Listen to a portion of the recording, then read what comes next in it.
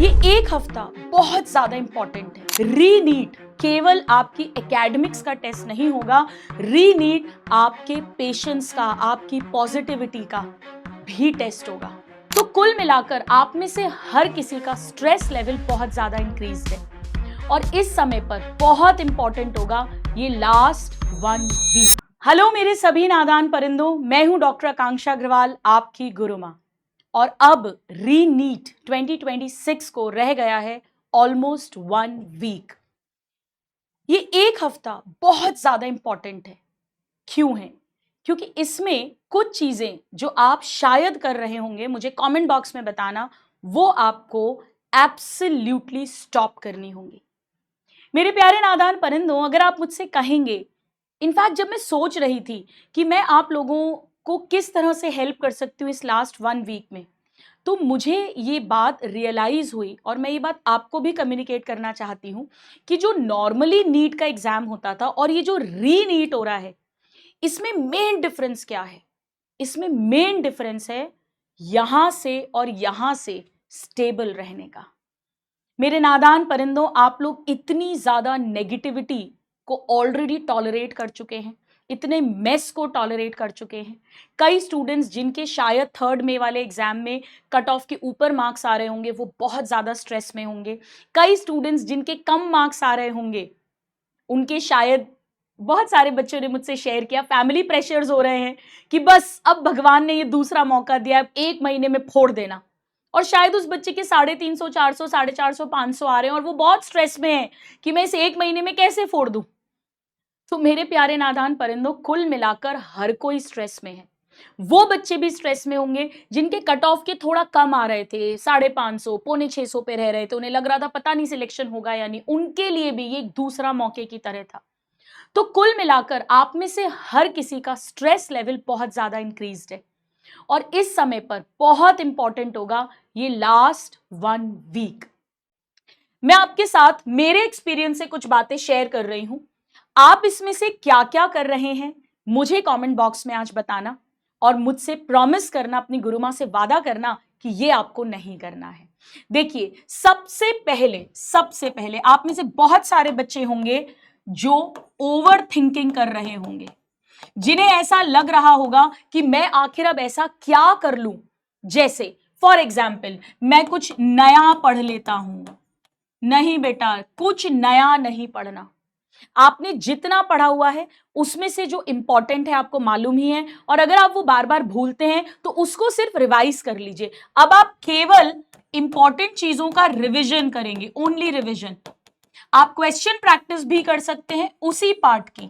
कुछ नया टॉपिक आप मत उठाइए, क्योंकि वो नया टॉपिक अगर आपको समझ नहीं आया, आपको याद नहीं हुआ, आप पैनिक हो जाएंगे और उसके कारण आती हुई चीजें गलत कर देंगे। इसके बाद सेकंड चीज जो बहुत ज्यादा इंपॉर्टेंट है, वो है आपकी proper diet, proper sleep, proper rest. जी हां मेरे प्यारे नादान परिंदों, स्लीप और डाइट की इंपॉर्टेंस को कम मत समझिए। एक थका हुआ दिमाग ऐसी ऐसी गलती कर देता है जो हम सपने में भी नहीं सोच सकते, जिसको हम सिली मिस्टेक कह देते हैं। पेपर से बाहर आते ही हमें क्लिक करता है, अरे यार ये मैंने गलत कर दिया, अरे मैंने इनकरेक्ट नहीं देखा।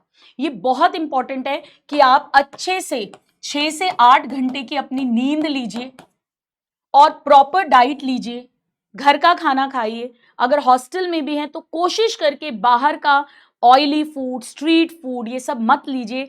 ऐसा खाना जिससे बहुत ज़्यादा नींद आए, थकान आए, बीमार होने के चांसेस हो। वैसे ही गर्मी बहुत है, स्ट्रीट फूड कोशिश करके अवॉइड करिए, ऑयली फूड अवॉइड करिए। एक सिंपल रोटी सब्जी वाला जो खाना होता है वो लीजिए। फ्रूट्स अगर ले सकते हो, जूसेस अगर ले सकते हो वो लीजिए। प्रॉपर हाइड्रेशन रखिए। ये सब हमारे माइंड को काम डाउन रखता है, ये सब साइंटिफिकली प्रूवन है, इसको बिल्कुल हल्के में मत लीजिए।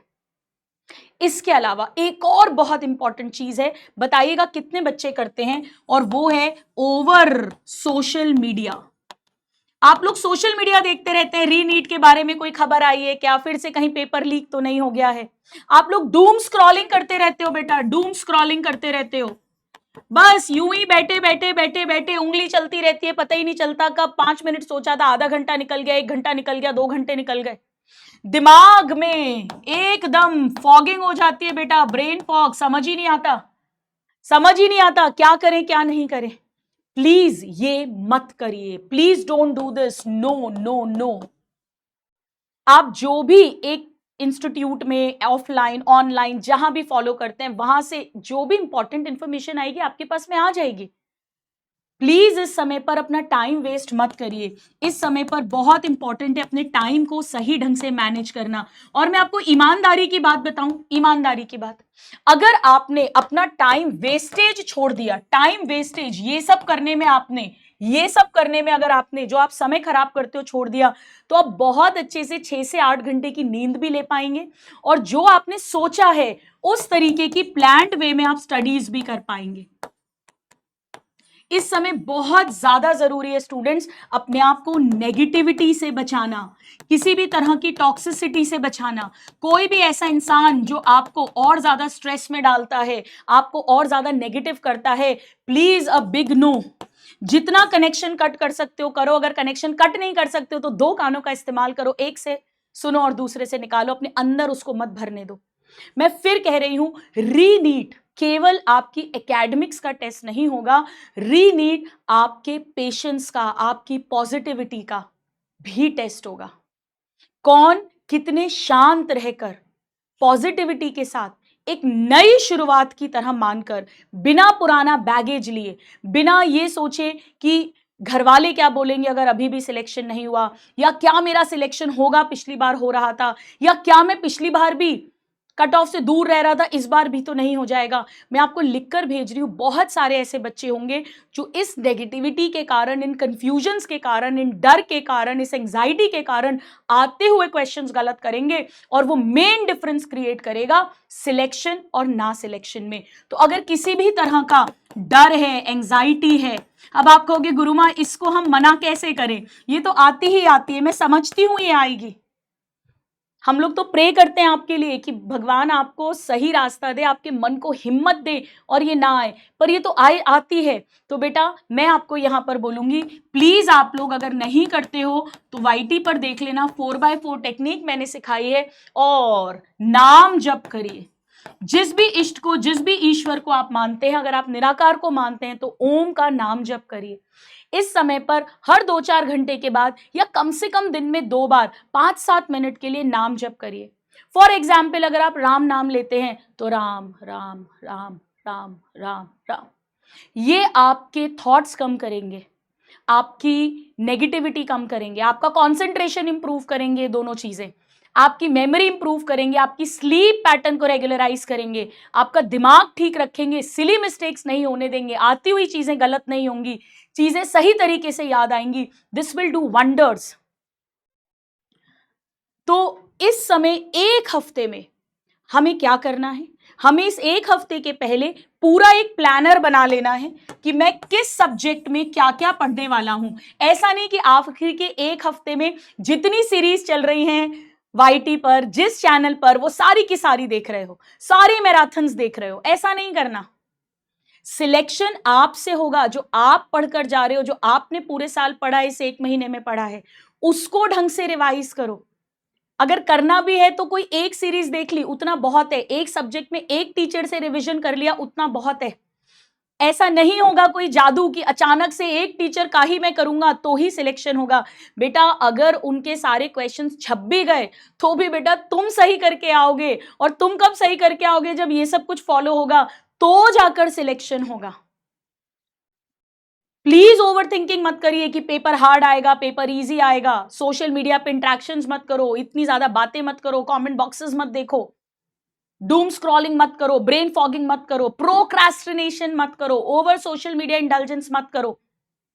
ये सब बहुत इंपॉर्टेंट है। प्लानर बनाइए कि आप क्या क्या रिवाइज करने वाले हो, कहां कहां से रिवाइज करने वाले हो। भले ये प्लानर बनाने में आपका आधा घंटा लग जाए, 1 घंटा लग जाए, बट ये बहुत इंपॉर्टेंट है। इसमें आपका प्रॉपर डाइट होना चाहिए, प्रॉपर स्लीप होनी चाहिए, आपका जो स्क्रीन टाइम है वो डिसाइडेड होना चाहिए, decided screen time, over screen time नहीं होना चाहिए। इससे आंखें भी थकती हैं, और आंखों के थकने से हेडेक वगैरह होता है, और उसके कारण भी माइंड ठीक से काम नहीं करता, सिली मिस्टेक्स कर देता है, आती हुई चीजों को गलत कर देता है।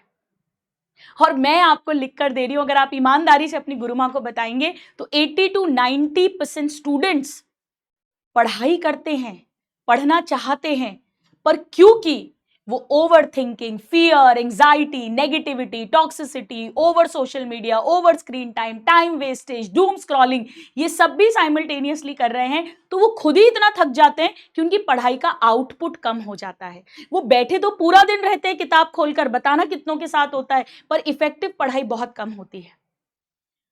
तो बस प्लानर बनाओ, इस वीडियो को देखने के बाद तुरंत ऑफ करो, प्लानर बनाओ, क्या कहां से पढ़ने वाले हो, कितना पढ़ने वाले हो, उसी पर स्टिक रहना। उसके बाद कोई भी दोस्त यार बोल दे कि यार ये नया देख ले, वो फलानी सीरीज, फलानी मैराथन, नहीं करनी है। अपना पढ़ना है, अपना रिवाइज करना है, अच्छे से नींद लेनी है, स्क्रीन टाइम फिक्स करना है, पॉजिटिव लोगों के साथ रहना है, नहीं है तो अपने ईश्वर के साथ रहना है, 4x4 टेक्निक नाम जप करना है, प्रॉपरली शांति से अपना पेपर देना है। ड्रेस कोड का आइडिया हालांकि आप सबको है, OMR फिलिंग, ड्रेस कोड, इसके ऊपर में या तो शॉर्ट्स में, क्योंकि इसमें बहुत लंबी लंबी गाथा की जरूरत है नहीं, ऑलरेडी ये वीडियोस आपके पास हैं, आप जानते हैं, आप अभी थर्ड में को भी पेपर दे चुके हैं, बट मैं एक बार क्विकली आपको कभी बता दूंगी। अपने डॉक्यूमेंटेशन पूरा रखना रहेगा, हमें अपनी ड्रेस कोड प्रॉपर रखना रहेगा, ताकि उस दिन किसी भी तरह के कंफ्यूजन, केओस के कारण दिमाग खराब ना हो और कहीं पेपर में गड़बड़ ना हो जाए। और तब तक के लिए मेरे नादान परिंदों, प्लीज ये सब कुछ करना बंद करिए। जो भी आप इसमें से गड़बड़ कर रहे हो, मुझे जरूर बताना क्या गड़बड़ कर रहे हो, और मैं प्रे करूंगी कि आप लोग पॉजिटिविटी के साथ, शांति के साथ, आता हुआ जितना पेपर है उसे सही कर कर आए। आती हुई चीज गलत मत करना। मैं यहां पर एक बात और बता देती हूं, बहुत ज्यादा क्वेश्चन प्रैक्टिस भी अब मत करना, नए नए क्वेश्चंस मत निकालना, PYQs अच्छे से कर लेना, और किसी क्वेश्चन पर अटकना मत। Don't stuck on any question. हर क्वेश्चन पे 15-20 सेकंड देखा, अगर नहीं बन रहा है तो आगे बढ़ना, बिल्कुल नर्वस मत होना। भले ही मेरे साथ खुद हुआ था, जब मैंने AIPMT, जिसे आप नीट कहते हो, दिया था, फिजिक्स में शुरू के 10 क्वेश्चन मुझसे नहीं बने थे, मैं पैनिक नहीं करी, मैं आगे बढ़ती गई, बाद में क्वेश्चंस बनते गए, और जब मैंने उन क्वेश्चंस को रिविजिट किया तो फिर मेरे से 8 क्वेश्चंस बन गए थे। तो पैनिक नहीं करना, आराम से करना, शांति से करना। मेरी ब्लेसिंग्स, मेरी प्रेयर्स आपके साथ हैं, एंड आई विश कि आप लोग सब पॉजिटिव माइंड के सेट के साथ में हॉल के अंदर जाएंगे और बाहर भी वैसे ही निकलेंगे। बिल्कुल स्ट्रेस मत लेना, पेपर हार्ड आएगा या इजी आएगा। बेटा देखो, अगर हार्ड आएगा तो सबके लिए हार्ड है, अगर इजी आएगा तो सबके लिए इजी है।